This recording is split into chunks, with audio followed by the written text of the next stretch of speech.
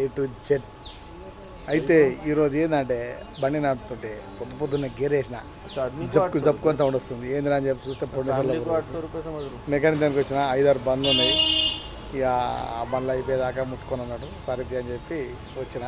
ఇక పొండిసర్లో పోయింది. మెకానిక్ ఏమో ఫోన్ మాట్లాడుతూ ఉన్నాడు. బండి చేయమంటే తిన్నాడు, ఫోన్ మాట్లాడుతున్నాడు. డబ్బులు ఎదురా పొండిసర్లో ఎదురా పోవాలి డబ్బులు గిరాక్ చేసుకోవాలి. అవాడు పెట్టినా కూడా అదేనా ఇంకో నీకు పెడితే అది నువ్వు పెడితే నంబర్ చూడు కొట్టలే నేను అసలు గట్టుకనే కానీ అది పొద్దున నుంచే సప్లై వస్తుంది. ఏదైనా ఏది 10 గంటల నుంచి సప్లై వస్తుంది. ఏదో అని చెప్పి ఇక నీ దగ్గరకు వస్తే ఇక ఏదైనా దాకానికి వస్తేనే కదా చెప్పేది డాక్టర్. ఏది రాకపోతే అంతా మంచిదేనా? హోటల్ పెట్టినా ఉంటా మంచిగా. హోటల్ పెట్టి సంఘ నాకిపోయినా ఇట్లా కాదనా నువ్వు ఇంత మంచి హోటల్ పెట్టినావు. ఇది మనకు అచ్చపర్లేదు. దేవుడు ఏడు ఉంచాలి అన్నీ ఉంచాలి మనం.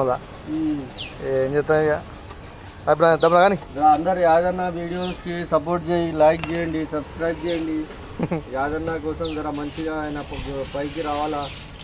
జర ఏదో ఒకటి మంచిగా లైక్ చేసి సబ్స్క్రైబ్ చేయండి ప్లీజ్. ఇక నువ్వు చెప్పినాక చేయరా కానీ తప్పని ₹1 కోటి సంపాదించిన కూడా నీకు సరిపోదు. ₹1 నాకు ఒక 50,000 అయితే అయిపోతాయి. నాకు టెన్షన్లు అన్నీ పోతాయి. చిల్లర బాకీలు ఉన్నాయి.